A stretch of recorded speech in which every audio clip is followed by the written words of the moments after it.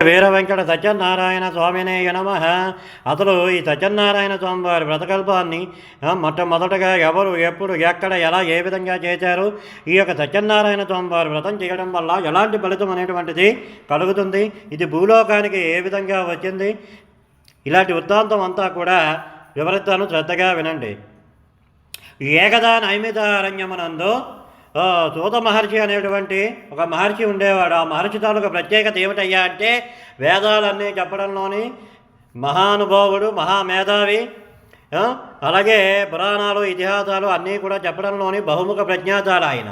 అటువంటి సూత మహర్షిని ఆ నైమితారణ్యంలోని అక్కడ ఉన్నటువంటి మహామునులు అందరూ కూడా ఈ విధంగా అడిగారు. ఓ పౌరాణిక బ్రహ్మ, ఓ సూత మహర్షి, మానవలోకంలోని మనుషులందరూ కూడా అనేకమైనటువంటి ఈతిపాదలు గత జన్మలో చేసినటువంటి పాపపుణ్యాల చేత ఎంతో శిక్షను అనుభవిస్తున్నారు. ఎక్కడ చూసినా సరే దరిద్రము దుర్భిక్షము వెంటాడుతున్నది. కాబట్టి అటువంటి బాధలన్నీ కూడా పోయి అష్టైశ్వర్యాలు, భోగభాగ్యాలు, తిరి సంపదలు కలిగేటువంటి వ్రతం ఏదైనా ఉంటే చెప్పండి అని చెప్పి ఆ శౌనకాది మహాములందరూ కూడా ఆ యొక్క సూత మహర్షిని అడిగారు. అడిగితే ఆ సూత మహర్షి ఎంతగానో సంతోషించి, తప్పకుండా మీరు అడిగిన ప్రశ్న చాలా బాగుంది, తప్పకుండా చెప్తాను, శ్రద్ధగా వినండి. పూర్వకాలమునందు ఆ శ్రీమన్నారాయణుడు లక్ష్మీదేవి సమేతంగా ఆ బాల సముద్రంలోని విశ్రాంతి తీసుకుంటూ ఉంటే నారద మునీంద్రుల వారు ఆ యొక్క వైకుంఠానికి వచ్చి ఈ విధంగా అన్నారు. ఇందాక నేను మంత్రపుష్పంలో చెప్పినట్టుగా లక్ష్మీం క్షీర సముద్ర రాజధనయాం శ్రీరంగ ధామేశ్వరీం దాసై పూర్ణ సమస్త లోకైక వనితాంగురాం శ్రీమన్మంత కటాక్షలధరం బ్రహ్మేంద్ర గంగాధరం. అంటే లక్ష్మీ సమేతంగా పాలసముద్రం, క్షీరం అంటే సముద్రం, పాల సముద్రంలోని ఉన్నటువంటి ఓ శ్రీ మహావిష్ణువా అని చెప్పి స్తుతించడం. ఈ విధంగా అనగానే ఆ యొక్క శ్రీమన్నారాయణుడు ఎంతగానో సంతోషించి ఈ విధంగా అడిగాడు. నారద మునీంద్ర, చాలా సంతోషం, నీ రాకగల కారణం ఏమిటని చెప్పి అడిగాడు. అడిగితే నేను 14 లోకాలు కూడా తిరిగాను, అందులో మానవలోకం కూడా వెళ్ళాను. అన్ని లోకాలు కూడా దుభిక్షంగా ఉన్నాయి, కానీ భూలోకంలోని మానవులు అనేకమైనటువంటి ఈటి బాధలతోటి గత జన్మలో చేసినటువంటి పాపపుణ్యాలతోటి అందరూ కూడా కటిక దరిద్రాన్ని అనుభవిస్తున్నారు. కాబట్టి ఈ దరిద్రం అంతా కూడా వాళ్ళకి సుఖ సంతోషాలు, భోగభాగ్యాలు ఉంటాయి చెప్పండి అని చెప్పి ఆ యొక్క వారు అడిగే, లోకనాథమై నీవు అడిగిన ప్రశ్న చాలా బాగుంది నారద అని చెప్పి ఆ శ్రీ మహావిష్ణువు ఈ విధంగా చెప్తున్నాడు. అర్థమవుతుందమ్మా? వినిపిస్తుందా అందరికీ? ఈ విధంగా చెప్తున్నాడు. నేను సత్యనారాయణ స్వామి వారి వ్రతం అనేటువంటి ఒక వ్రతం ఉన్నది. ఆ వ్రతాన్ని కనుక చేస్తే తప్పకుండా మీకున్నటువంటి బాధలన్నీ కూడా పోయి మానవులందరికీ కూడా వాడు ఏ కోరికతో, ఎవరు ఏ కోరికతో చేస్తే ఆ కోరికలన్నీ కూడా నెరవేరుతాయని చెప్పి చెప్పాడు. అన్ని లోకాలకి కూడా అధిపతి, సమస్త లోకాలు కూడా మీకు అనుసంధంలోనే, మీ మాయలోనే ఉన్నాయి. మీకన్నా గొప్పమైనటువంటి ఆ సత్యనారాయణ స్వామి వారు ఎవరని చెప్పి ఆ నారద మునీంద్రుల వారు అడిగారు. నారద, మంచిని కాపాడడానికి, చెడును అంతం చేయడానికి నేను ఎత్తినటువంటి అవతారాలలోని 10వ అవతారమే రమాసహిత వీర వెంకట సత్యనారాయణ స్వామి వారి అవతారం అని చెప్పి చెప్పాడు. చెప్తే చాలా సంతోషం. అయితే ఈ వ్రతాన్ని ఎవరు చేయొచ్చు, ఎప్పుడు చేయాలి, ఎక్కడ చేయాలి, ఎటువంటి సందర్భంలో చేయాలి, అది కూడా చెప్పండి అని చెప్పి ఆ నారద మునీంద్రుల వారు ఆ శ్రీ మహావిష్ణువుని అడిగాడు. అడిగితే ఈ యొక్క వ్రతాన్ని రవి సంక్రమణమునందు కానీ, మాఘమాసమునందు కానీ, అలాగే కార్తీక మాసమునందు కానీ, ఆశ్వీజ మాసమునందు కానీ, ఏ మాసమునందైనను చేయవచ్చును. ఏ రోజు చేయాలి, ఏకాదశి నాడు కానీ, పౌర్ణమి నందు కానీ చేయవచ్చును. ఎప్పుడు చేయాలి, నూతన గృహప్రవేశమునందు కానీ, అమ్మాయి వివాహ సమయమునందు కానీ, లేకపోతే ఇంట్లో ఏదైనా శుభకార్యమునందు కానీ ఏ సమయంలో అయినను చేయవచ్చును. అయితే ఏ సమయంలో చేయాలి, రాత్రి భాగమునందు కానీ, వేకువజామునందు కానీ చేయవచ్చును. అందుకే గృహప్రవేశ ముహూర్తాలు అర్ధరాత్రి ముహూర్తాలు ఉంటాయి కదా, అందుకే అర్ధరాత్రి అయినా సరే ఆ సత్యనారాయణ స్వామి వారి వ్రతాన్ని చేస్తారు. వాస్తు మండపం వేసి ఇలాగా ఆ సత్యనారాయణ స్వామి వారికి కూడా మండపాన్ని వేసి చేస్తారు. అయితే ఈ యొక్క వ్రతానికి కావాల్సినటువంటి సామాగ్రి ఏమిటి, దీన్ని ఏ విధంగా జరుపుకోవాలని చెప్పి అడిగాడు. దీనికి కావాల్సినటువంటి సామాగ్రి పెద్దగా ఏమీ అవసరం లేదు. నా తాలూకా ప్రతిమని కానీ, లేదా నా తాలూకా పటాన్ని కానీ పెట్టుకొని ఎక్కడైతే మీరు పూజ చేస్తున్నారో ఆ ప్రదేశం అంతా కూడా ఆవు పేడతోటి శుభ్రంగా కడిగి రంగవల్లికలు దిద్దాలి. ఇప్పుడంటే రకరకాల మందులు అవి వచ్చేసాయి. అప్పుడు ఏంటంటే ఆవు పేడతోటే కల్లాపు జల్లేవారు ఇల్లు శుభ్రం చేయాలంటే. అర్థమైందండి. జల్లిన తర్వాత బంధుమిత్రులని అందరినీ కూడా ఆహ్వానించాలి. ఆ తర్వాత వేద పండితులైనటువంటి బ్రాహ్మణోత్తములను కూడా పిలిచి శుభ్రంగా ఒక తెల్లని వస్త్రాన్ని పరిచి ఆ వస్త్రం మీద 5 గుంజాల బియ్యాన్ని పొయ్యాలి. పోసి చక్కగా మండపం మధ్యలోని నా భార్య అయినటువంటి లక్ష్మీదేవికి ఎంతో ఇష్టమైనటువంటి ఆ కలశాన్ని కూడా పెట్టాలి. పెట్టి ఆ మండపంలోని నవగ్రహాలు, అధిదేవతలు, ప్రత్యర్థి దేవతలు అందరినీ కూడా ఆహ్వానించి మండపం మధ్యలోని నా తాలూకా విగ్రహాన్ని కానీ నా తాలూకా పటాన్ని కానీ పెట్టి షోడశోపచార 108 నామాలతోటి చక్కగా పూజించాలి. ఆ తర్వాత గోధుమ నూక ప్రసాదాన్ని నాకు ప్రసాదంగా నివేదించాలి. అందుకని చెప్పి సత్యనారాయణ స్వామి వ్రతం చేసినప్పుడు పురోహితుడు గోధుమ నూక ప్రసాదం అని విధిగా రాస్తారు. అర్థమైందండి. ఆ గోధుమ నూక ప్రసాదాన్ని నాకు నైవేద్యంగా నివేదించాలి. ఆ తర్వాత ఆ బ్రాహ్మణోత్తములకు దక్షిణ తాంబూలాలు ఇచ్చి నా తాలూకా కథా అక్షంతల తల మీద వేసుకుని ఆ బ్రాహ్మణోత్తముల ఆశీర్వాదము కూడా తీసుకొని ఆ తర్వాత బంధుమిత్రులందరికీ కూడా ఆ ప్రసాదాన్ని పంచి చక్కగా ఎవరి శక్తానుసారం వాళ్ళు భోజనాలు కూడా పెడితే చాలా మంచిది. ఈ విధంగా ఆ రమాసహిత వీర వెంకట సత్యనారాయణ స్వామి వారి వ్రతాన్ని ఎవరైతే చేస్తారో వాళ్ళకి చక్కగా కోరిన కోరికలన్నీ కూడా నెరవేరుతాయి. ఎలాంటి సమస్య అయినా సరే తొలగిపోతుందని చెప్పాడు. చెప్తే ఈ వ్రతాన్ని ఎక్కడ చేయాలని చెప్పి అడిగాడు. అడిగితే నదీ తీరమునందు కానీ, సముద్ర తీరమునందు కానీ, దేవాలయమునందు కానీ, గృహమునందు కానీ, నూతన గృహమునందు కానీ ఎక్కడైనాను చేయొచ్చు అని చెప్పేది. అయితే ఈ యొక్క సత్యనారాయణ స్వామి వారి వ్రతాన్ని మానవలోకానికి ఏ విధంగా చేరవేద్దామని చెప్పి ఆ నారద మునీంద్రుల వారు ఆ శ్రీ మహావిష్ణువుని అడిగాడు. ఇది స్కాంద పురాణ ఇతిహాసం సత్యనారాయణ స్వామి వ్రతకల్ప ప్రథమోధ్యాయ సమాప్త. గోవింద రమాసహిత వీర వెంకట సత్యనారాయణ స్వామినే నమః. ఆపద ముక్కులవాడ అనాథ రక్షక గోవింద. ఏడుకొండలవాడ వెంకటరమణ గోవింద. కొబ్బరికాయ గిరా నాన్న, కాయలు అక్కడ పెట్టి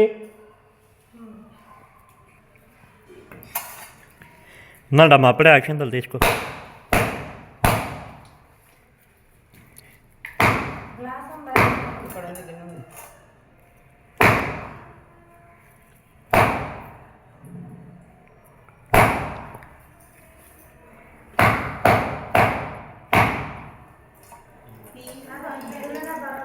దాన్ని రెడీగా చేయండి.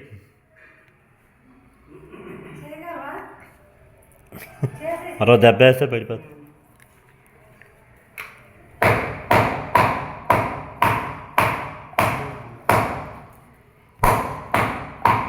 ఇప్పుడు వచ్చేస్తుందా? నేను తీస్తాను. అందుకే ఆ పీచ్ తీయాలి. నేను ఎప్పుడు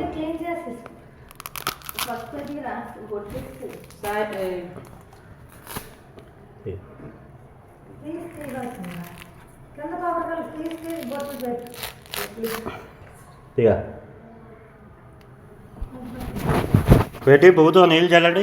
త్వం భూర్భవద్వాహ తథోర్విజం భర్గో దేవైష ధీమహి ధియో ఏదైనా పర్లేదు ధియో యోన ప్రచోదయాత్ వమ భోచోరత్వం పశం బ్రహ్మ భూర్భవద్వరం చేతైలానండమ్మ నారికేళ నైవేద్యం ఓం ప్రణాయత్వాహ ఓం జనానాయత్వాహ ఓం తమానాయత్వాహ మధ్య మధ్య పానీయం సమర్పయామి. ఈ పంచఫలాలు అలా ఒకసారి చూపించండి. ఈ పళ్ళాన్ని ప్రతి అధ్యాయానికి కొబ్బరికాయ కొట్టడం, ఈ పంచఫలాలు చూపించడం, ఒక కర్పూరం బిళ్ళ వెలిగించాలి. అలా చూపించండి. చూపించి ఆ పక్కన పెట్టుకోండి మీకు దగ్గరగా. ఒక బిళ్ళ వెలిగించండి అమ్మ. ఆర్తి కర్పూరం.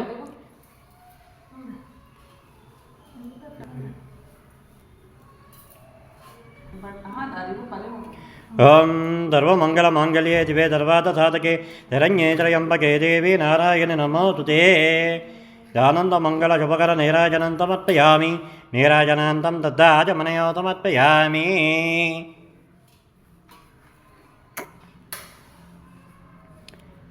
హారతి ఒకసారి ఇచ్చేసి స్వామివారి చూపించి పువ్వుతో నీళ్ళు చల్లి మీరు తీసుకుని పక్కన పెట్టేయండి. పెట్టేసి మళ్ళీ అక్షంతలు పట్టుకోండి అమ్మా. వెనుకున్న వాళ్ళు అలా పట్టుకోండి. 5 అధ్యాయాలు అయ్యాక మీ తల మీద వేసుకోవాలి.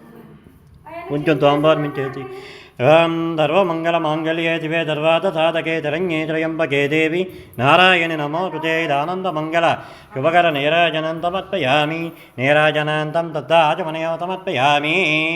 అత ద్వితీయోధ్యాయ ప్రారంభ. మళ్ళా అక్షంతలు పట్టుకొని కూర్చోమ్మ. అలాగే అత ద్వితీయోధ్యాయ ప్రారంభ. అప్పుడు ఆ దూత మహర్షి మహాములందరికీ కూడా చెప్తున్నాడు, నాయనలారా మీకు మరి ఒక కథను చెప్పేందుకు శ్రద్ధగా వినండి. అయితే ఈ నారద మునిందుల వారు ఏ విధంగా అయితే అడిగారో ఈ యొక్క సత్యనారాయణ స్వామి వారి వ్రతాన్ని భూలోకానికి ఏ విధంగా చేరవేద్దామని చెప్పి అడగగానే ఆ శ్రీ మహావిష్ణువు ఇలా చూపించాడు వేలుతోటి. భూలోకమునందు సకల సాంప్రదాయాలు అలాగే అనేకమైనటువంటి పుణ్యనదులు ఉన్నటువంటి భారతదేశంలోని కాశీపట్టణం అనేటువంటి ఒక గ్రామం ఉండేది, ఒక పట్టణం ఉంది. ఆ కాశీపట్టణంలోని ఉన్నటువంటి ఒక బ్రాహ్మణుడిని చూపిస్తాడు. ఆ బ్రాహ్మణుడు పాపం అన్ని విద్యలు కూడా తెలిసిన, వేద విద్యలు తెలుసు, 4 వర్ణాలు కూడా తిరిగినవాడు. చివరికి తన భార్యకి కనీసం 3 రోజులు కూడా ఒకసారి భోజనం పెట్టలేక, పాఠం చెప్పడానికి విద్యార్థులు కూడా లేక భిక్షాటన చేసుకొని బతుకుతున్నాడు. అది చూసి ఆ బ్రాహ్మణ ప్రీతికరుడైనటువంటి ఆ శ్రీమన్నారాయణుడు ఆ కాశీపట్టణంలో ఉన్నటువంటి ఆ బ్రాహ్మణోత్తముడితో ఈ సత్యనారాయణ స్వామి వారి వ్రతాన్ని భూలోకం అంతా కూడా చేరవేద్దామని చెప్పి పదనారద అని చెప్పి ఇద్దరు ఒక వృద్ధ సాధువుల అవతారంలోని ఆ బ్రాహ్మణోత్తముడి దగ్గరికి వచ్చారు. వచ్చి ఈ విధంగా అన్నారు, ఓ బ్రాహ్మణోత్తమ, నీవా వేద విద్యలన్నీ కూడా తెలిసిన వాడివి, 4 వర్ణాలు తెలిసిన వాడివి, 4 వేద విద్యలు 4 వేదాలు తెలిసిన వాడివి, సమాజాన్ని గాలిలో పెట్టేవాడివి, నువ్వు భిక్షాటన చేసుకుని బతకడం ఏమిటయ్యా అని అడగగానే, నేను వేదం అయితే నేర్చుకున్నాను కానీ పాఠాలు చెప్పడానికి నాకు విద్యార్థులు ఎవరూ కూడా లేరు, నన్ను అమ్ముకున్నటువంటి నా భార్యకి 3 రోజులకు ఒకసారి కూడా నేను భోజనం పెట్టలేకపోతున్నాను, ఏం చెయ్యాలో అర్థం కాక భిక్షాటన చేసుకుని 4 ఇళ్లలో బతుకుతున్నాను స్వామి అని చెప్పి వృద్ధ సాధువులో ఉన్నటువంటి ఆ శ్రీ మహావిష్ణువుకి చెప్పాడు. చెప్పగానే అప్పుడు ఆ సాధువు ఈ విధంగా అన్నాడు, బాధపడకు బ్రాహ్మణోత్తమ, ప్రతి సమస్యకి కూడా ఒక పరిష్కారం ఉంది. రమాసహిత వీర వెంకట సత్యనారాయణ స్వామి వారి వ్రతం అనేటువంటి ఒక వ్రతం ఉన్నది. ఆ వ్రతాన్ని కనుక నీవు చేస్తే నీకున్నటువంటి ఒక దరిద్రాలన్నీ పోయి అష్టైశ్వర్యాలు కలుగుతాయని చెప్పాడు. చెప్పగానే అప్పుడు ఆ బ్రాహ్మణోత్తముడు ఎంతగానో సంతోషించి, ఈ వ్రతాన్ని ఏ విధంగా చేయాలి మీరే చెప్పండి మహాప్రభు అని చెప్పి అడిగాడు. అడిగితే మొదటి అధ్యాయంలోని ఆ శ్రీ మహావిష్ణువు నారద మునిందుల వారికి చెప్పిన విధంగా ఇలా చెయ్యాలని చెప్పాడు. నేను మీకు ఎలా చెప్పానో అలా చెప్పాడు. చెప్పంగానే అది విని ఆ బ్రాహ్మణోత్తముడు ఎంతగానో సంతోషించి, నేను కూడా ఈరోజు భిక్షాటన చేయగా వచ్చిన డబ్బులతోటే ఆ రమాసహిత వీర వెంకట సత్యనారాయణ స్వామి వారి వ్రతాన్ని చేస్తానని చెప్పి అనుకున్నాడు, మనసులో సంకల్పించుకున్నాడు. యద్భావ తదాప్రహ అంటే ఇంకా బ్రాహ్మణోత్తముడి ద్వారా సత్యనారాయణ స్వామి వారి వ్రతం భూలోకం అంతా కూడా బాగుతుందని చెప్పి ఆ సాధువు అవతారంలో ఉన్నటువంటి ఆ శ్రీ మహావిష్ణువు నారద మునిందుల వారు అంతర్ధానం అయిపోయారు. అప్పుడు ఆ బ్రాహ్మణోత్తముడు మనసులో సంకల్పించుకున్నాడు, ఓ సత్యదేవా, ఈరోజు భిక్షాటన చేయగా వచ్చిన ధనంతోటే నీ తాలూకా వ్రతాన్ని నేను చేస్తానని చెప్పి మనసులో సంకల్పించుకున్నాడు. అలా అనగానే రమాసహిత వీర వెంకట సత్యనారాయణ స్వామి వారికి దయ కలిగి ఆ బ్రాహ్మణోత్తముడికి ప్రతిరోజు కంటే కాస్త ఎక్కువ ధనమే దొరికింది భిక్షాటనం చేయగా.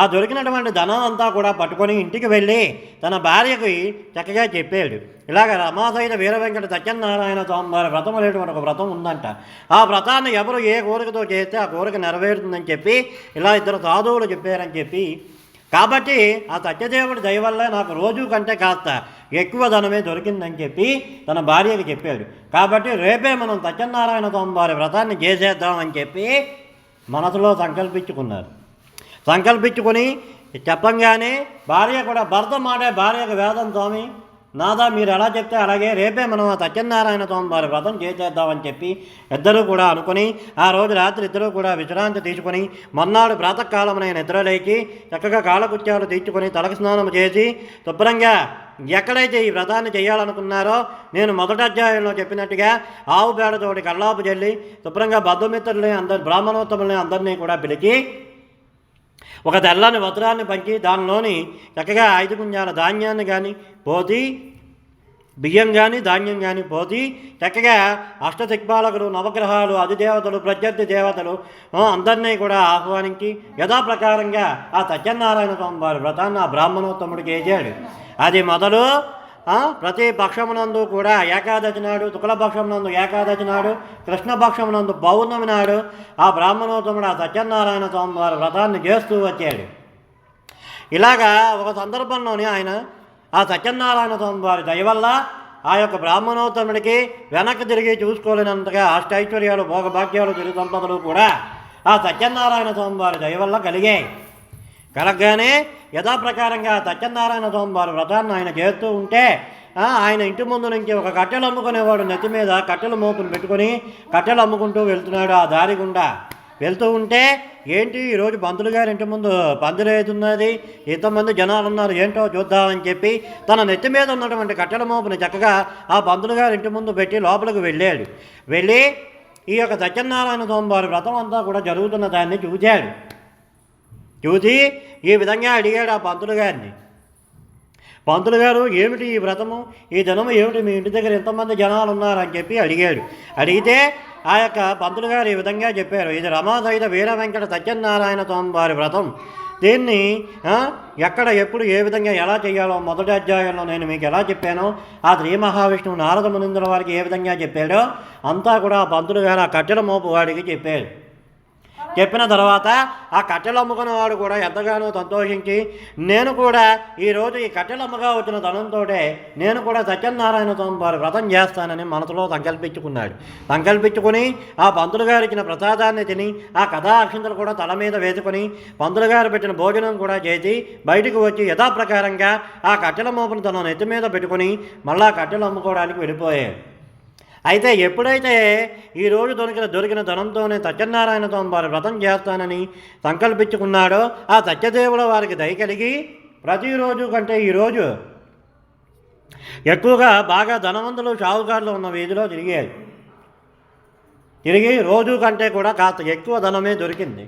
దొరకగానే ఆ కట్టెలు అమ్ముకునేవాడు కూడా ఇంటికి వచ్చి యథాప్రకారంగా తన భార్యకి చెప్పాడు. యథాప్రకారంగా ఆ భార్యాభర్తలు ఇద్దరూ కూడా ఆ మర్నాడే చక్కగా ఆ రమాసహిత వీర వెంకట సత్యనారాయణ స్వామి వారి వ్రతాన్ని చేశారు. అది మొదలు ఆ కట్టెలు అమ్ముకునేవాడు కూడా ప్రతి పక్షమునందు ఏకాదశి నాడు, అలాగే పౌర్ణమి నాడు, అలాగే ఆదివారం, సోమవారం అతనికి ఎప్పుడు వీలైతే అప్పుడు ముందు చెప్పినట్టుగా ఆ బ్రాహ్మణోత్తముడు ఈ కట్టెలు అమ్ముకునేవాడు కూడా ఆ సత్యనారాయణ స్వామి వారి వ్రతాన్ని చేస్తూ వచ్చారు. అంచెమందు ఆ సత్యదేవుల్లోనే ఐక్యమైపోయారు. ఇది స్కాంద పురాణ ఇతిహాసం సత్యనారాయణ స్వామి వ్రతకల్ప ద్వితీయోధ్యాయ సమాప్త. గోవింద ఏడుకొండలవాడ వెంకటరమణ గోవింద, ఆపద ముక్కులవాడ అనాథ రక్షక గోవింద. అది కింద పెట్టి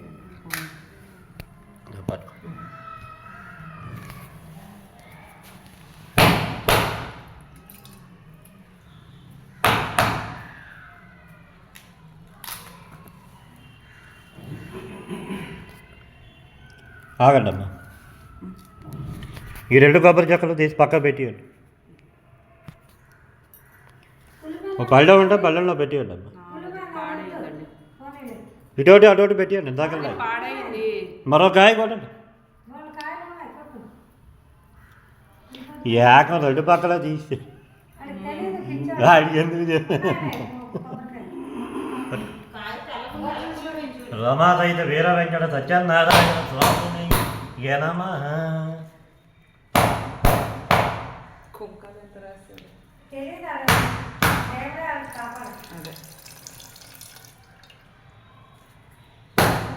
పర్వాలేదండి, అందుకే ఎక్స్ట్రా కాయలు రాస్తాం, ఇలాంటివి జరుగుతాయని.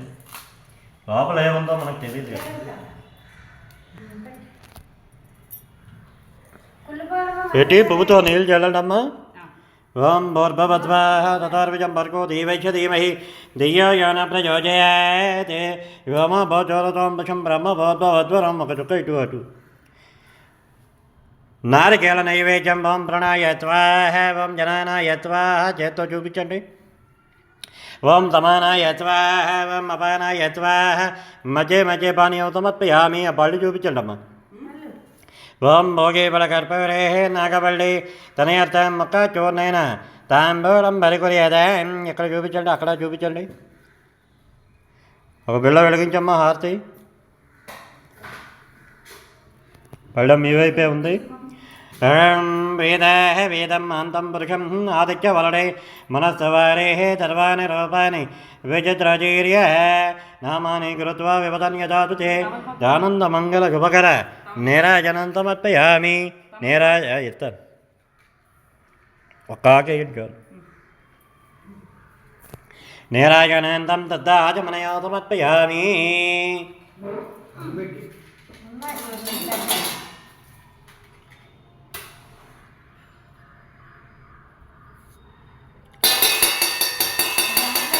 ఓం సర్వమంగళమాంగళ్యే శివే సర్వార్థసాధకే శరణ్యే త్రయంబకే దేవి నారాయణి నమోస్తుతే. ఇదానందమంగళ శుభకర నీరాజనం సమర్పయామి.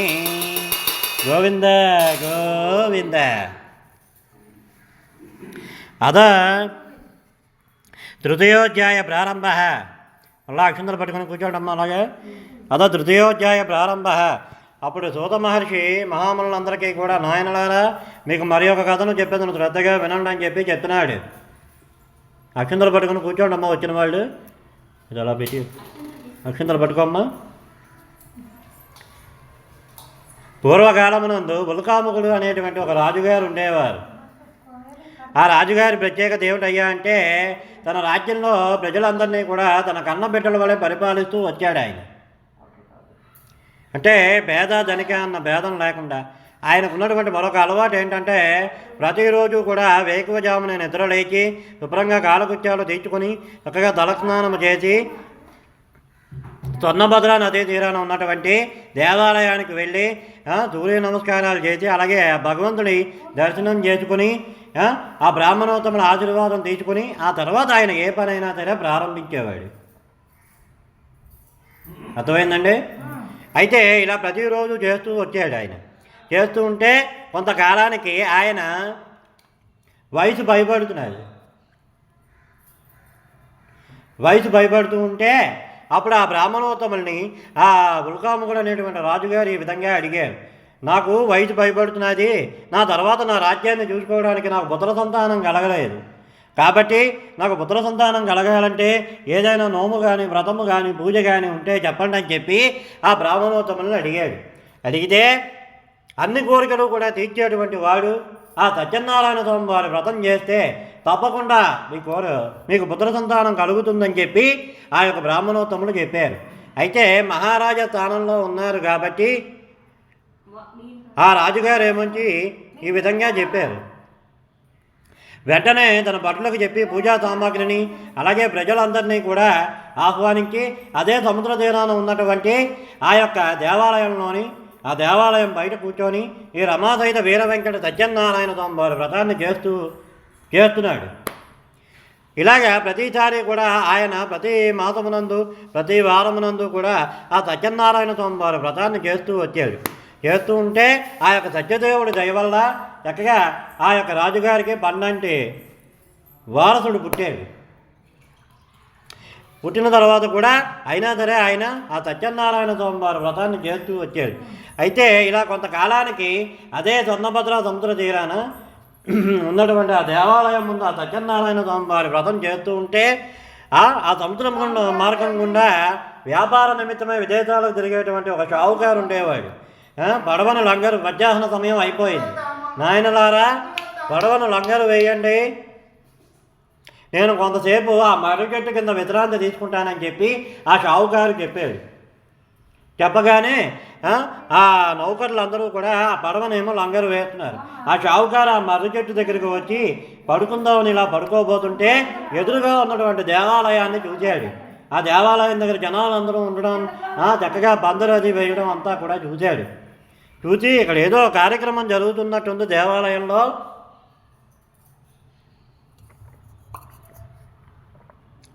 ఏంటో చూద్దామని చెప్పి అక్కడికి వెళ్ళాడు. వెళ్ళంగానే ఆ ఉల్కాముకుడు అనేటువంటి రాజుగారు చేస్తున్నటువంటి ఆ సత్యనారాయణ స్వామి వారి వ్రతం అంతా కూడా చూశాడు. చూసి వ్రతం అంతా కూడా అయిపోయిన తర్వాత ఆ రాజుగారిని ఆ షావుకారు ఈ విధంగా అడిగాడు, ఓ రాజా, ఏమిటి ఈ వ్రతం మీరు చేస్తున్నటువంటి పూజ ఏమిటని చెప్పి, ఈరోజు ఏమిటి ఎంతమంది ఉన్నారు ఇక్కడ ప్రజలందరూ కూడా అని చెప్పి అడిగాడు. అడిగితే మొదటి అధ్యాయంలో నేను మీకు చెప్పినట్టుగా ఆ శ్రీమన్నారాయణ నారద మునీంద్రుల వారు చెప్పినట్టుగా ఇది రమాసహిత వీర వెంకట సత్యనారాయణ స్వామి వారి వ్రతం. నేను నా రాజ్యంలో ప్రజలందరినీ కూడా నా కన్నబిడ్డల వలె చూసుకుంటున్నాను. నా తర్వాత నా రాజ్యానికి వారసుడు కలగలేదు. కాబట్టి పుత్ర సంతానం కలగడానికి ఏదైనా నోము కానీ వ్రతము కానీ పూజ కానీ ఉందా అని అడిగితే మా దేవాలయంలోని పండితులు ఈ సత్యనారాయణ స్వామివారి వ్రతం గురించి చెప్పారు. అందుకని నేను ఈ సత్యనారాయణ స్వామివారి వ్రతాన్ని చేస్తున్నానని చెప్పాను. ఆ సత్యదేవుడు దయ వల్ల నాకు పండంటి మగబిడ్డ కూడా పుట్టాడని చెప్పి ఈ జరిగిన వృత్తాంతం అంతా కూడా ఆ రాజుగారు ఆ యొక్క షావుకారికి చెప్పారు. అప్పుడు ఆ షావుకారు ఈ విధంగా అన్నాడు, నాకు కూడా పుత్ర సంతానం లేదు, నా తర్వాత నా యొక్క వారసత్వం కూడా లేదు, తప్పకుండా నాకు కూడా పుత్ర సంతానం కలిగితే నేను కూడా రమాసహిత వీర వెంకట సత్యనారాయణ స్వామివారి వ్రతాన్ని చేస్తానని మనసులో సంకల్పించుకున్నాడు. సంకల్పించుకోగానే అప్పుడు ఆ రాజుగారు ఆ మండప మధ్యలో ఉన్నటువంటి మధుర బలాన్ని తీసి ఆ యొక్క షావుకారికి ఇచ్చాడు. అందుకే సత్యనారాయణ స్వామి వ్రతం చేస్తున్నప్పుడు పురోహితుడు ఎవరైనా సరే మండపం దగ్గర ఒక బలాన్ని పెడతాడు. దేవుడి దగ్గర పెట్టింది ఏదైనా సరే ఏ పంట అయినా మనకి మధుర బలంతో సమానం. ఆ కథ 5 అధ్యాయాలు అయిపోయిన తర్వాత వ్రతం అంతా అయ్యాక ఆ మధుర బలాన్ని ఎవరైతే దంపతులు చేస్తున్నారో వాళ్ళకే ఇస్తారు తినడానికి. సరేనమ్మా, ఆ మధుర బలాన్ని ఇచ్చి ఈ ఫలాన్ని శుభ్రంగా ఆరగించి మీరు మీ భార్య సత్యదేవుని మనసులో సంతోషించుకొని చక్కగా సుఖించండి, తప్పకుండా మీకు కూడా పుత్ర సంతానం కలుగుతుందని చెప్పి ఆ రాజుగారు ఆ షావుకారికి ఇచ్చారు. ఇవ్వగానే ఆ షావుకారు ఎంతగానో సంతోషించి ఆ ఫలాన్ని తీసుకొని యథాప్రకారంగా తన రాజ్యానికి తిరిగి చేరుకుని తన భార్య అయినటువంటి లీలావతికి ఈ యొక్క రమాసహిత వీర వెంకట సత్యనారాయణ స్వామివారి వ్రతం గురించి ఈ ఉల్కాంబకుడు చెప్పినటువంటి విధానం అంతా కూడా చెప్పాడు. ఇలాగ సత్యనారాయణ స్వామివారి వ్రతం అనేటువంటి ఒక వ్రతం ఉందంట. ఎవరు ఏ కోరికతో చేస్తే ఆ కోరిక నెరవేరుతుందట. పుత్ర సంతానం కావాలంటే పుత్ర సంతానం కలుగుతుంది. నూతన గృహప్రవేశం జరగాలనుకుంటే గృహప్రవేశం కూడా జరుగుతుంది. అలాగే వివాహం కావాలనుకున్న వాళ్ళు వివాహం కూడా జరుగుతుంది. ఎవరు ఏ కోరికతో చేస్తే ఆ కోరిక నెరవేరుతుందంట అని చెప్పి ఆ షావుకారు తన భార్య అయినటువంటి లీలావతికి చెప్పాడు. చెప్పిన తర్వాత ఆ రాజుగారికి ఇచ్చినటువంటి ఒక ఫలాన్ని ఇద్దరూ కూడా ఆరగించి ఆ సత్యదేవుడిని మనసులో ధ్యానించుకొని ఆ రోజు రాత్రి ఇద్దరూ కూడా బాగా దుఃఖించారు. ఆ తర్వాత కొంతకాలానికి ఆ యొక్క లీలావతి ఆ సత్యనారాయణ స్వామి వారి దయ వల్ల గర్భవతి అయింది.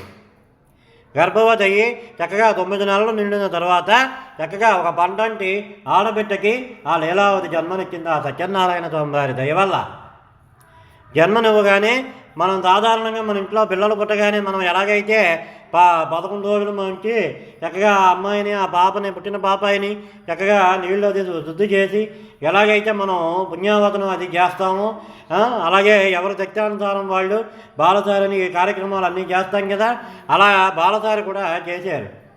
బ్రాహ్మణోత్తములు అందరినీ కూడా పిలిచి ఆ షావుకారు. అప్పుడు ఆ షావుకారు భార్య అయినటువంటి లీలావతి ఈ విధంగా అన్నది, అయ్యా మనకు పుత్ర సంతానం కలిగితే సత్యనారాయణ స్వామివారి వ్రతం చేస్తా అన్నారు కదా, ఆ సత్యదేవుడు దయ వల్ల చక్కగా 12 ఆడబిడ్డ పుట్టింది. ఆ సత్యనారాయణ స్వామివారి వ్రతాన్ని ఇప్పుడే చేసేద్దాం అని చెప్పి గుర్తు చేసింది. చేస్తే రోజు బిడ్డదానా ఇంకా ఇప్పుడే కదా అమ్మాయి పుట్టింది, పుత్ర సంతానం కలిగింది, నేను చేస్తాను తర్వాత ఎప్పుడో కంగారు పడకని చెప్పేది. ఊరుకున్నాను. సత్యదేవుడు కూడా ఇప్పుడు మనుషుల కంటే కోపాలన్నీ ఉంటాయి, భగవంతుడికి ఉండవు కదా. ఆయన ఏంటి మొదటి తప్పుగా భావించి ఊరుకున్నాడు. అలాగే ఇలా కొంతకాలానికి ఆ అమ్మాయికి చక్కగా నామకరణం కూడా చేశారు. ఆ షావుకారు చక్కగా లీలావతి ఆ బ్రాహ్మణోత్తములేమో నామకరణ సమయంలోని అయ్యా మీ గుడి చేతి ఉంగరం వేలు తీసి ఆ పసుపు కొమ్ముకు పెట్టి మాసనామ, వ్యవహారిక నామ, నక్షత్రనామ మీరు ఏ పేరు పెట్టాలనుకున్నారో ఆ పసుపు కొమ్ముతోటి ఆ పేరు మన నామకరణం చేసినప్పుడు ఎలాగైతే బ్రాహ్మణోత్తముల సమక్షంలో ఆ బియ్యంలో రాస్తారో పేర్లు, ఆ 3 పేర్లు రాయండి అని చెప్పి ఆ యొక్క బ్రాహ్మణోత్తములు చెప్పారు. చెప్పగానే ఆ షావుకారు ఈ విధంగా అన్నాడు, వేద పండితులు 4 వేదాలు తెలిసిన వాళ్ళు కాబట్టి మా అమ్మాయి మొగం చూసి ఏ పేరు పెడితే బాగుంటుందో మీరే నిర్ణయించండి అని చెప్పి ఆ షావుకారు లీలావతి ఇద్దరు కూడా అన్నారు. అనగానే అప్పుడు ఆ బ్రాహ్మణోత్తంలో ఆ యొక్క పాపాయి మొఖం చూసి ఆడబిడ్డ మొఖం చూసి శుక్లపక్షంలో చంద్రుడు ఏ విధంగా దినదిన ప్రవర్తమానంగా ప్రకాశిస్తాడో ఆ అమ్మాయి ముఖం కూడా అలాగే ప్రకాశిస్తున్నది. అది చూసి ఈ అమ్మాయికి కళావతి అని నామకరణం చేయండి, చాలా బాగుంటుందని చెప్పి ఆ బ్రాహ్మణోత్తములు చెప్పారు.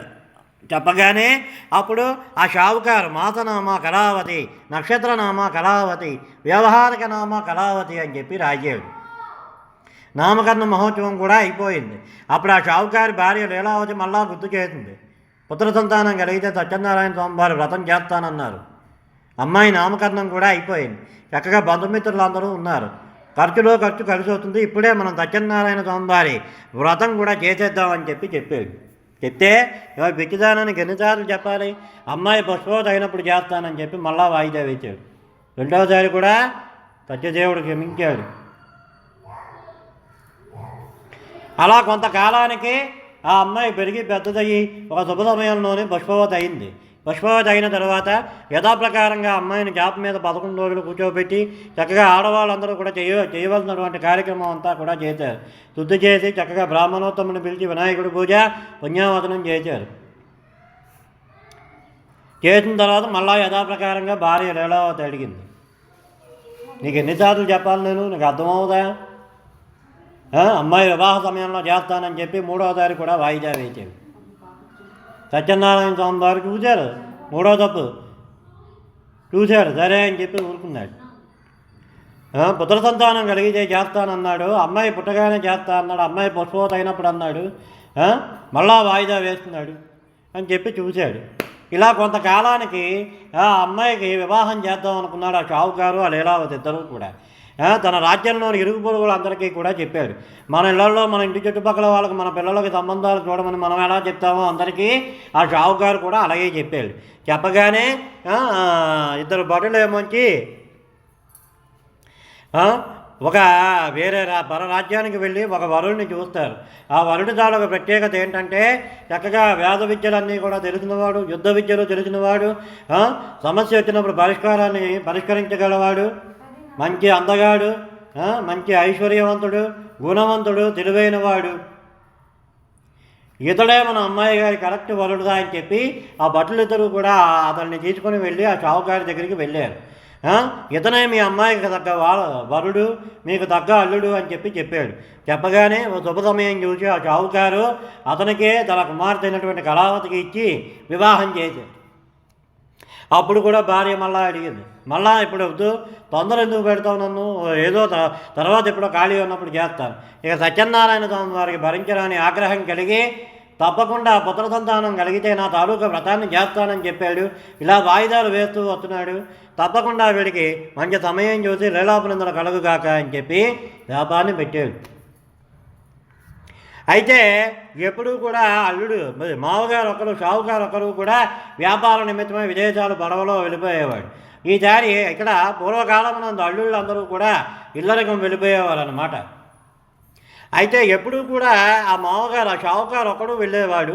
ఈసారి తన అల్లుడిని కూడా తన వెంట వ్యాపార నిమిత్తమై విదేశాలు తీసుకొని వెళ్ళిపోయాడు.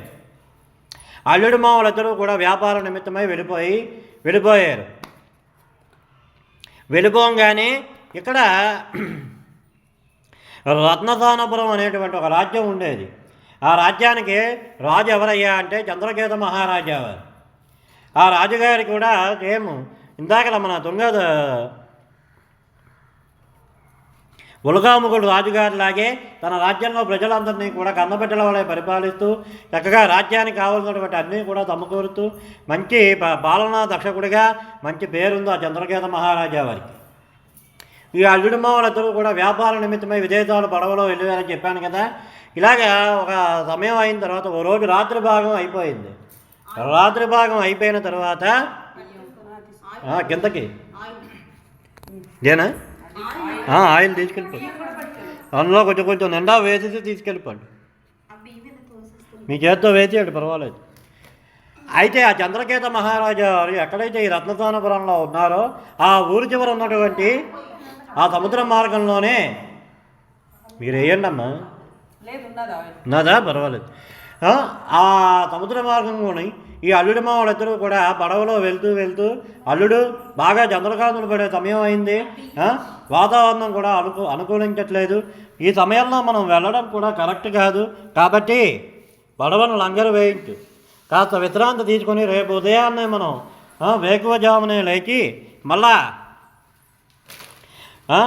వ్యాపార నిమిత్తమై వెళదామని చెప్పాడు. చెప్పగానే అల్లుడు కూడా అదే ప్రకారంగా చేసి అల్లుడు మామూలు ఇద్దరు కూడా ఆ సముద్రం ఒకటి ఉన్నటువంటి ఆ మర్రి చెట్టు కింద విశ్రాంతి తీసుకుంటున్నారు. అప్పుడు ఆ సత్యనారాయణ స్వామి వారికి వీడికి శిక్ష కలగడానికి ఇదే మంచి సమయం అని చెప్పి ఇద్దరు మాయాదూతల్ని పంపించాడు. ఆ రత్నదానపురంలోని ఆ చంద్రకేత మహారాజా వారి ఆస్థానంలో ధనాగారంలో ఉన్నటువంటి ధనాన్ని వజ్ర వైడూర్యాలు ఆభరణాలు అంతా కూడా మూట కట్టి తెచ్చి ఈ అల్లుడు మామూల తల దగ్గర పెట్టేసి మీరిద్దరూ అంతర్ధానం అయిపోండి అని చెప్పాడు.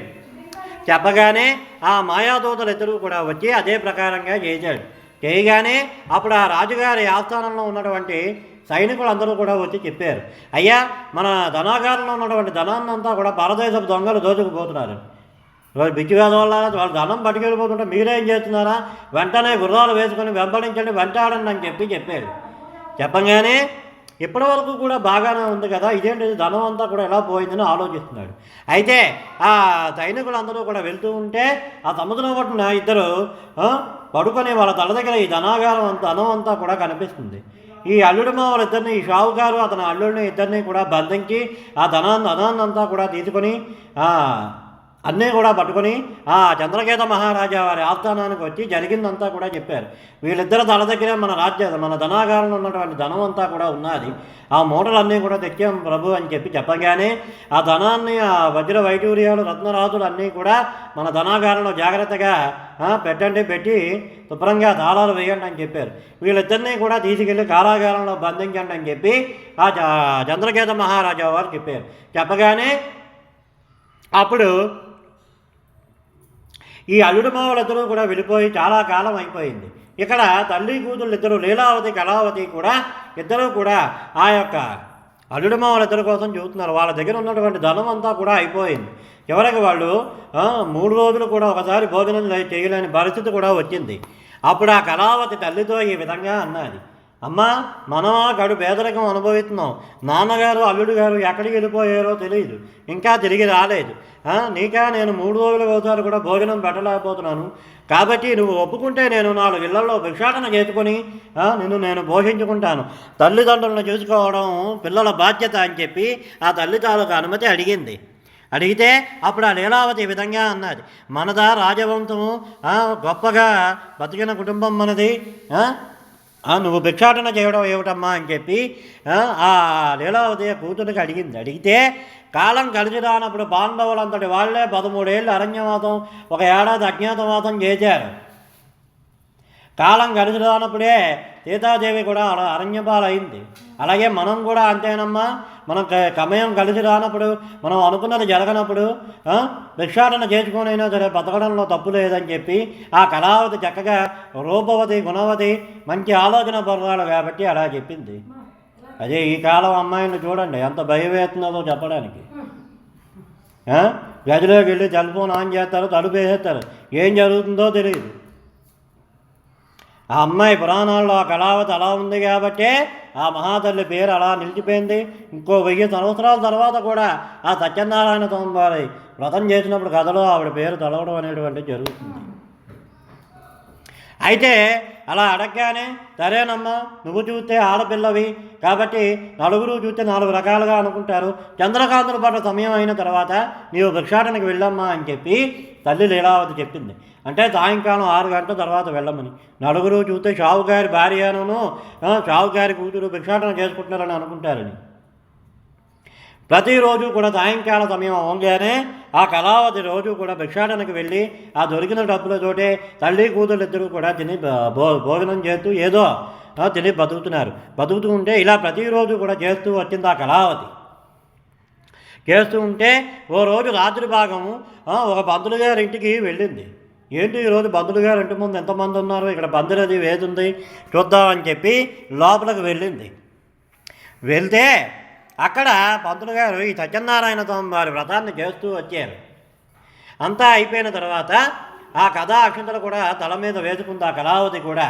ఆ పంతులు గారు ఇచ్చిన ప్రసాదాన్ని కూడా తిన్నది, ఆయన పెట్టినటువంటి భోజనం కూడా తిని పంతులు గారు ఈ పొద్దు ఏమిటి, మీ ఇంటి దగ్గర ఎంతమంది ఉన్నారు, మీరు చేస్తున్నటువంటి ఆ పూజ ఏమిటని చెప్పి అడిగింది. అడిగితే ఆ పంతులు గారు యథాప్రకారంగా సత్యనారాయణ స్వామి వారి వ్రతం ఎవరు ఏ కోరికతో చేస్తే ఆ కోరిక నెరవేరుతుంది అని చెప్పి ఈ కథ ఈ సత్యనారాయణ స్వామి వారి వ్రతం తాలూకు వృత్తాంతం అంతా కూడా చెప్పాడు. అది వినగానే ఆ కళావతి ఎంతగానో సంతోషించి మనసులో సంకల్పించుకుంది, సత్యదేవ రేపు భిక్షాటన చేయగా వచ్చిన ధనంతో నేను కూడా నీ తాలూకా వ్రతాన్ని చేస్తానని చెప్పి మనసులో మొక్కుకొని చక్కగా మరికొంత ప్రసాదాన్ని అడిగి తన తల్లికి పట్టుకెళ్ళింది. ఇక్కడ తల్లిగారు ఏమొచ్చి లీలావతి ఇంటి ముందు నిలబడి చూస్తున్నది. బాగా రాత్రి భాగం అయిపోయింది, పిల్ల ఇంకా రాలేదు ఇవ్వడానికి కంగారు పడుతున్నది. మన పిల్లలు బయటికి వెళ్ళి రాకపోతే మన ఆడవాళ్ళ ఇంట్లో ఎలా కంగారు పడతారో అలా కంగారు పడుతున్నది. పడుతూ ఉంటే అప్పుడు ఆ కళావతి వచ్చింది. అమ్మా, నువ్వు చూస్తే వయసులో ఉన్న ఆడపిల్లవి, బయట రోజులు బాగోలేవు, మనుషుల ప్రవర్తన కూడా బాగోలేదు, ఇంత రాత్రి వరకు నువ్వు బయట ఉంటే నలుగురికి తెలిస్తే ఏమనుకుంటారమ్మా అని చెప్పి అన్నది. అనగానే ఆ లీలావతి ఆ కళావతి ఈ విధంగా సమాధానం చెప్పింది.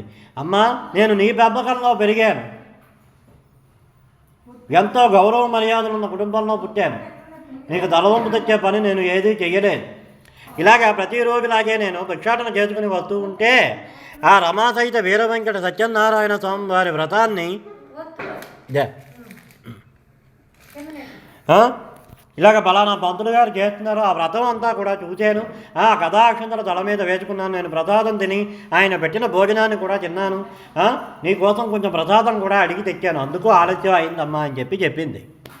చెప్పగానే లీలావతి ఈ విధంగా అన్నది, ఆ సత్యదేవుడి యొక్క వ్రతం చేయకపోవడం వల్ల నేనమ్మ మనకి గతి పట్టింది, పుత్ర సంతానం కలిగితే మీ నాన్నగారు సత్యనారాయణ స్వామి వారి వ్రతం చేస్తానని చెప్పాడు, నువ్వు ఆ సత్యదేవుడి దయ వల్ల నువ్వు మాకు పుట్టావు, నీ తాలూకా నామకరణ మహోత్సవంలో చెప్పాను, నువ్వు పుష్పవతి అయినప్పుడు చెప్పాను, నీ వివాహ సమయంలో చెప్పాను, ప్రతిసారి కూడా వాయిదా వేస్తూ వచ్చాడే తప్ప మీ నాన్నగారు ఆ సత్యదేవుడు వ్రతం చేయలేదమ్మా, అందుకే మనకి భిక్షాటన చేసుకుని బతికే కర్మ పట్టిందని చెప్పి ఆ లీలావతి ఆ కళావతికి చెప్పింది.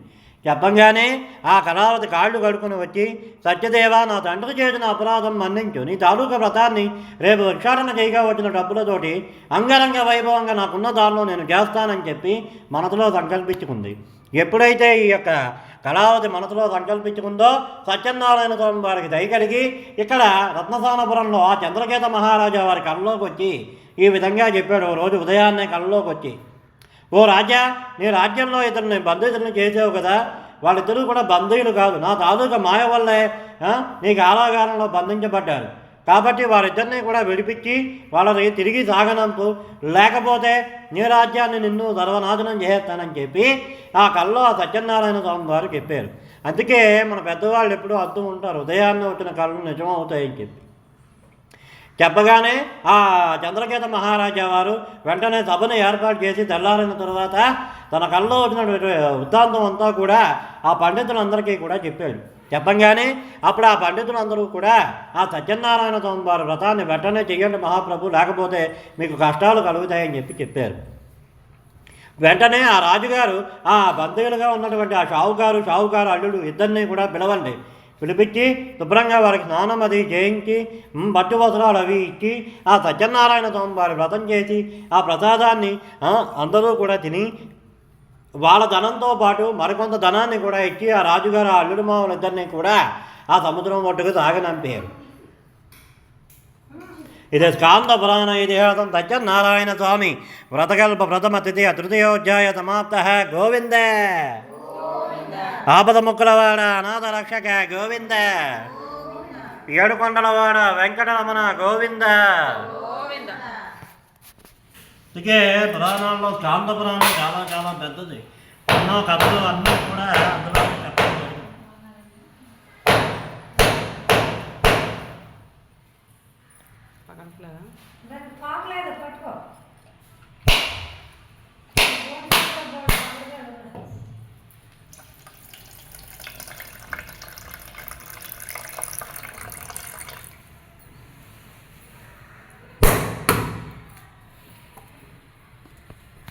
రమాదైత వీర వెంకట సత్యనారాయణ స్వామినే నమః. పాత రెండుకాయలు పక్కన పెట్టాను. ఓం భూర్భవస్వాహ, భూతో నీళ్ళు చల్లండి. ఓం భూర్భవస్వాహ తథార్విజం పర్కో దీవైచ ధీమహి ధియోయోన ప్రచోదయాత్. ఓమ భోచోరతం దశం బ్రహ్మ భూర్భవస్వరం. నారికేళ నైవేద్యం చూడండి, లానండి నారికేళ నైవేద్యం ఓం ప్రణాయ స్వాహ ఓం తమానాయ స్వాహ ఓం ఉదానాయ స్వాహ ఓం అపానాయ స్వాహ మధ్య మధ్య పానీయం సమర్పయామి బాధో ప్రక్షాళయామి అష్టో ప్రక్షాళయామి దుద్ధాచమనయో సమర్పయామి పంచబలాలు తాంబూలం చూపించండి ఓం భోగే బల కర్పూరే నాగవల్లే జనయర్థం మొక్క చూర్ణైన తాంబూలం పరికుర్యతే ఇది తాంబూలం సమర్పయామి ఒక బిల్ల వెలిగించమ్మా ఆర్తి ఇదిగో తాంబూలం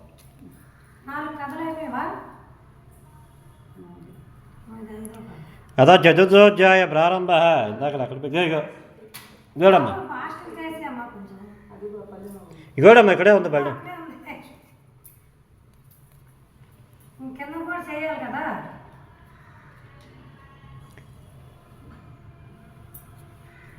మీ దగ్గరే ఉంది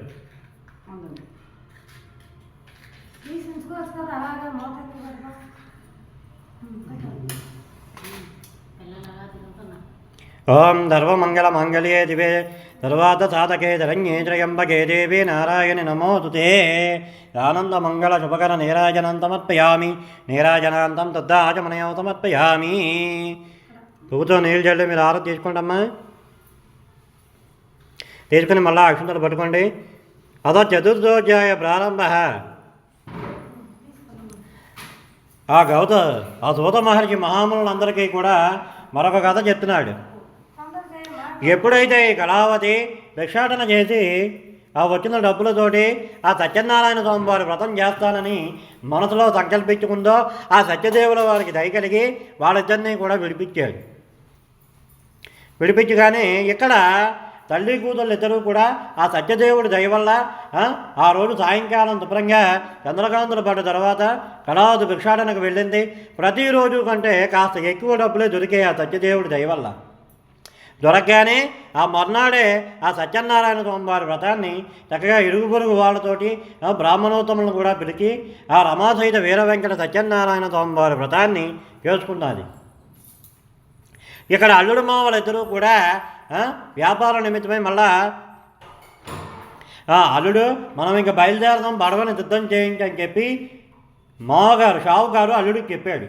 చెప్పగానే ఇక్కడ ఎప్పుడైతే ఈ తల్లి కూతుళ్ళు ఇద్దరు ఈ సత్యనారాయణ స్వామివారి వ్రతాన్ని చేశారో అప్పుడు ఆ సత్యనారాయణ స్వామివారికి ఇప్పటికైనా తెలియబడి అహంకారం దిగిందా లేదా, చేసిన అపరాధం తెలుసుకున్నాడా లేదా, వీళ్ళని ఒకసారి పరీక్షిద్దామని చెప్పి ఒక మాయా వృద్ధ సాధువు అవతారంలో వచ్చి ఆ షావుగారి దగ్గరకు వచ్చి భవతి భిక్షాందేహి అని చెప్పి అడిగాడు. అయ్యా మీరు చూస్తే బాగా ధనవంతుల్లో ఉన్నారు, నేను 3 రోజులు భోజనం చేయలేదు, ఏదైనా తినడానికి ఉంటే ఎవరిని తండ్రి అని అడిగాడు. అడిగితే ఆ షావుకారు నా దగ్గర ఏం లేదు అటు వెళ్ళు అన్నాడు. అలా కాదు బాబు, ధర్మం తెలిసిన వారు పెద్దవారు, నేను భిక్షాటన చేసుకో బతికేవాడిని, 4 రోజులు ఏమీ తినలేదు, బాగా ఆకలితో మండిపోతున్నాను, నీకు చెప్తే అర్థమవుదా ఒకసారి, అటు వెళ్ళు నా దగ్గర ఏం లేదని చెప్పాను కదా. అలా కాదు మహాప్రభు, మీ పడవ చాలా పెద్దదిగా ఉంది, నీటిలో తేలుతున్నది, అందులో ఏమైనా ఉంటే ఇవ్వండి తింటాను బాబు అని అడిగాడు. అందులో ఏమిటిందయ్యా, ఆకులు అలములు రొట్ట తప్ప ఏమీ లేదు, నా దగ్గర ఏమీ లేదు, నువ్వు పక్కకు పోవని అన్నాడు. అలా కాదు బాబు ఆలోచించండి ఒకసారి అని అన్నాడు. నీకు ఒకసారి చెప్తే అర్థమవుతా, ఎన్నిసార్లు చెప్పాలని తీరేస్తాయ్యాడు. అవ్వగానే సరే బాబు, మీరు ఏదైతే ఆకులు అలములు రొట్ట ఉందన్నారో తదాస్తు అదే ఉంటుంది ఆ పడవలో అని చెప్పి పక్కకి వెళ్ళిపోయాడు. వెళ్ళిపోగానే అంతసేపు కూడా బరువుతో ఉన్నటువంటి ఆ పడవ ఒకసారిగా మునిగిపోతూ ఉంటే అప్పుడు అల్లుడు ఏమో గ్రహించాడు. వచ్చి ఆ మామగారికి చెప్పాడు, ఉన్న పలంగా మన పడవలో సంపద అంతా పోయింది, పడవేమో పైకి తేలుతున్నది అని. అదేటి అల్లుడు ఇప్పటిదాకా బాగానే ఉంది కదా, ఇంతలో ఏం జరిగిపోయింది అని ఇద్దరు కూడా ఆలోచిస్తూ ఉంటే అల్లుడు మంచి తెలివైనవాడు, జ్ఞానం ఉన్నవాడు, వివేకవంతుడు, గుణవంతుడు కాబట్టి ఎలాంటి సమస్యలైనా గ్రహించగలడు, పరిష్కారం కూడా చేయగలడు. అప్పుడు ఆ అల్లుడు ఈ విధంగా అన్నాడు, మామగారు ఇందాకలా ఆ మర్రి చెట్టు కింద పడుకున్నాడు కదా, ఆయన వృద్ధ సాధువు కాదు, వృద్ధ సాధువు అవతారంలో ఉన్నటువంటి ఆ శ్రీమన్నారాయణులా ఉన్నాడు. ఆయన వచ్చి భిక్ష అడిగితే మీరేమో ఏమీ లేదన్నారు, ఆ పడవలో ఏమో ఆకులు అలములు రొడ్డే ఉందన్నారు, ఆ పడవలో చివరికి అదే వచ్చింది, కాబట్టి వెళ్ళి అతన్ని శరణుకోవాలంటే మన సంపద తిరిగి వస్తుందని చెప్పాడు. చెప్పంగానే ఆ షావుకారు ఆ యొక్క ఆ మర్రి చెట్టు దగ్గర ఉన్నటువంటి ఆ సాధువు దగ్గరికి వెళ్ళి ఈ విధంగా స్తుతించాడు. మంత్రపుష్పంలో నేను చెప్పినట్టుగా రాజాయ ప్రసన్నదాయినే నమో వయం వయ త్రమణాయ గోమహే తన్నో తమ కామాన్ కామకామేశ్వరో ఉభయ రాజాయ మహారాజాయ నమః.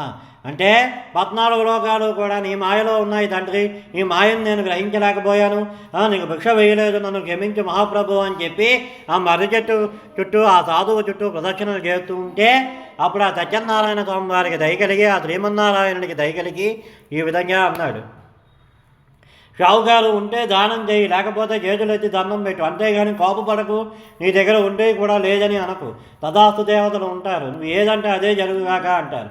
అందుకే మన పెద్దవాళ్ళు ఎప్పుడు కూడా మంచే మాట్లాడండి చెడు మాట్లాడకండి అంటారు, తదాస్తు దేవతలు ఉంటారు అని. ఇప్పటికైనా కళ్ళు తెరిచావు, నన్ను శరణు కోరావు, తప్పకుండా నీ సంపద నీకు తిరిగి అవుతుంది, వెళ్ళు అని చెప్పి ఆ షావుకారిని పంపించాడు. పంపించగానే అల్లుడు మావలిద్దరూ కూడా, అల్లుడు మావగారు వచ్చి అల్లుడు చెప్తున్నారు, ఉంటున్న కొద్దీ మనకు కష్టాలే వచ్చినాయి అల్లుడు, మనం మన రాజ్యానికి తిరిగి వెళ్ళిపోదాం అని చెప్పి ఇద్దరూ కూడా పడవలో తిరిగి వచ్చారు. రాగానే ఆ షావుకారు ఏమొచ్చి తన భటులకేమో చెప్పాడు, అల్లుడు మావలిద్దరూ వ్యాపారం ముగించుకొని విదేశాల నుంచి తిరిగి వచ్చారని అమ్మగారికి అమ్మాయి గారికి తెలియజేయండి ఆయన. ఇక్కడ తల్లి కూతుళ్ళు ఇద్దరూ కూడా ఈ సత్యనారాయణ స్వామి వారి వ్రతం అంతా కూడా చేశారు. ఆ భటులు ఎప్పుడైతే వచ్చి చెప్పాడో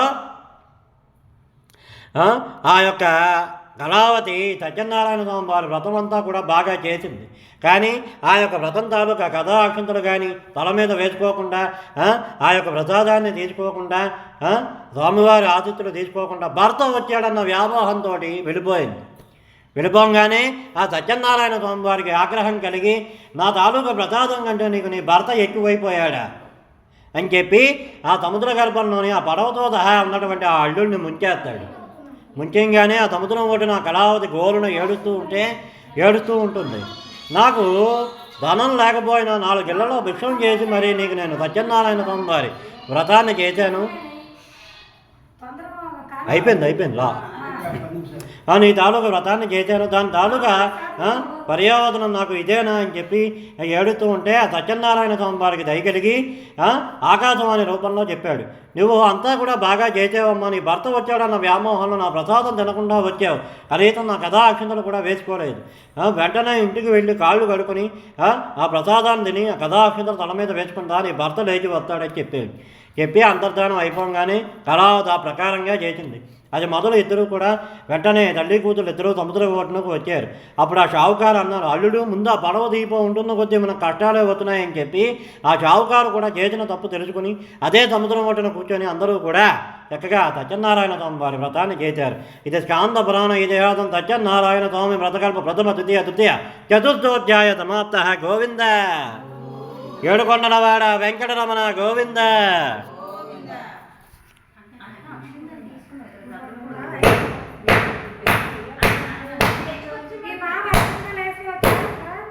అప్పుడే కాదమ్మా 5 అవ్వాలి,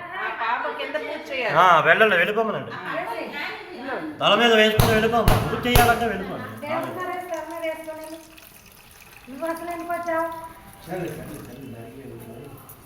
దానికి లేట్ అవుతుంది కదండి, లేట్ అవుతుంది.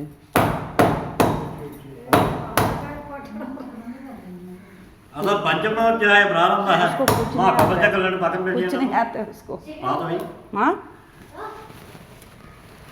పర్వాలేదు, అక్కడే ఉన్నాయి, అదే కదా తీయక్కర్లేదు, పెట్టు. తూతో నీళ్ళు చల్లండి. ఓం భోర్భవత్వాః సదార్విజం భర్గో దేవైచ ధీమహి ధియో యో న ప్రచోదయాత్.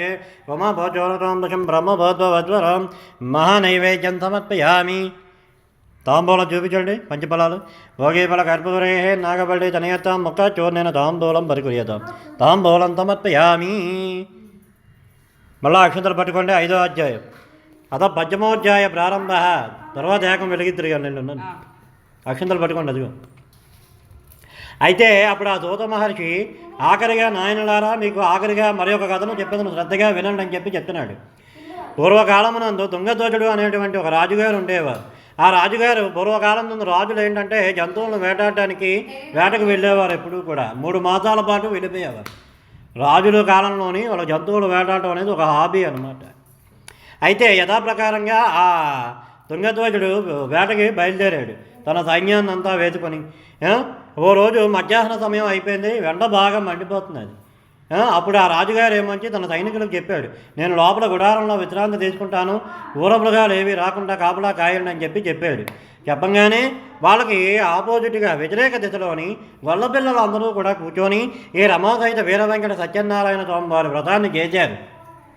చేయంగానే ఒరే పనిలో పనిగా అనుకోకుండా మన రాజ్యాన్ని పరిపాలించే రాజుగారు మనకి పెద్ద దిక్కు, ఆయనకు ముందు ఆ స్వామివారి ప్రసాదాన్ని ఇచ్చి ఆ తర్వాత మనం తిందాంరా అని చెప్పి ఒక పల్లెల్లోని చక్కగా స్వామివారి ప్రసాదాన్ని, ఆ కథా అక్షంతల్ని, ఆ పుష్పాలని కూడా వేసుకొని ఆ రాజుగారి దగ్గరికి వెళ్ళారు.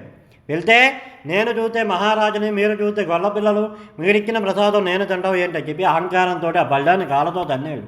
తన్నగానే ఆ సత్యనారాయణ స్వామి వారికి ఆగ్రహం కలిగి వీడి రాజ్యం అంతా కూడా రాజ్యంలో సంపద అంతా కూడా పరదేశపు దొంగలు దోచుకుపోవాలి, రాజ్యంలో కుమారుడు కూడా వధించుకుపోవాలని చెప్పి శాపాన్ని పెట్టాడు. వధించుకుపోవడం అంటే చనిపోవడం. పెట్టగానే అది అలా జరుగుతుంది. అప్పుడు ఆ ఇద్దరు సైనికులు వచ్చి చెప్తారు, ఉన్న బలంగా మన రాజ్యంలో సంపద అంతా కూడా పరదేశపు దొంగలు దోచుకుపోతున్నారు, మీ కుమారుడు చనిపోయాడు మహాప్రభు అని చెప్పంగానే ఇప్పటి వరకు కూడా అంతా బాగానే ఉంది, ఇదేంటి సడన్గా ఇలా జరిగిందని అనగానే అప్పుడు ఆ గొల్లపిల్లల దగ్గర ఉన్నటువంటి ఆ బ్రాహ్మణోత్తములు వచ్చి చెప్పారు, మీరు రాజ్యాన్ని పరిపాలించే రాజు పెద్ద దిక్కు అని ఒక గౌరవంతో స్వామివారి ప్రసాదాన్ని, కథా అక్షంతల్ని మీకు ఇచ్చారు, మీరు అహంకారంతో అవి వేసుకోలేదు, దాని తాలూకా పర్యావరణం ఇలా జరిగింది, కాబట్టి బాధపడకండి, వెంటనే ఆ సత్యనారాయణ స్వామివారి వ్రతాన్ని చేయండి, తప్పకుండా మీ కుమారుడు లేచి కూర్చుంటాడు, మీ సంపదంతా కూడా తిరిగి వస్తుందని చెప్పి ఆ బ్రాహ్మణోత్తములు చెప్పంగానే ఆ రాజుగారు ఆ యొక్క గొల్లపిల్లల దగ్గరికి వెళ్ళి, నాయనలారా నేను చేసిన అపరాధం మన్నించండి, నేను ఈ సత్యనారాయణ స్వామి వారి వ్రతానికి కావాల్సినటువంటి సామాగ్రిని అంతా కూడా సమకూరుస్తాను, మళ్ళీ మీరు దయచేసి కూర్చో చేయండి అని చెప్పారు. చెప్పంగానే యథాప్రకారంగా అన్నీ కూడా చేశారు. చేయంగానే ఆ యొక్క కుమారుడు లేచి కూర్చున్నాడు. చనిపోయినట్టు అనుకున్న కుమారుడు కూడా లేచి కూర్చోగానే తన రాజ్యంలో సంపద అంతా కూడా తిరిగి వచ్చింది. అది మొదలు ఆ యొక్క సత్యనారాయణ స్వామి వారి వ్రతాన్ని ఎవరు ఏ కోరికతో చేస్తే ఆ కోరిక తప్పకుండా నెరవేరుతుందని చెప్పి ఆ యొక్క శ్రీమన్నారాయణ నారద మునీంద్రుల వారికి ఆ యొక్క దూత మహర్షి ఆ యొక్క మహామునులందరికీ కూడా తెలియజేశాడు.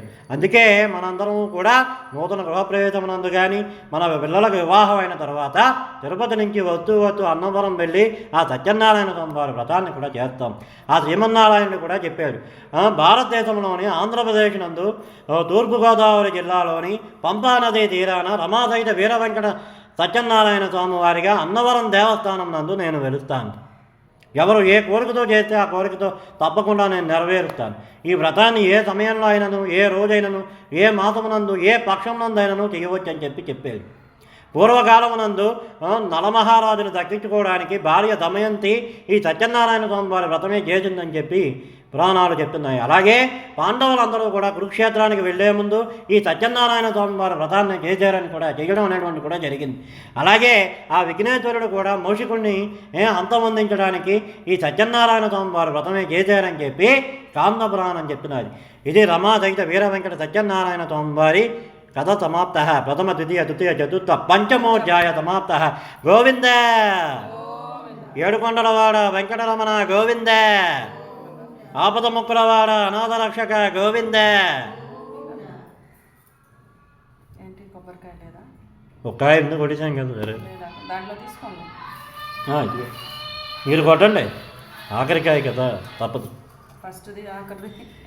ఈ ప్రకారంగా నా తాలూకా పరిజ్ఞానాన్ని ఉపయోగించి ఆ సత్యనారాయణ స్వామి వారి కథ మీకు తెలియజేశారు. ఎవరికి అర్థమైందని అనుకుంటున్నాను. సర్వే జనా సుఖినో భవంతు.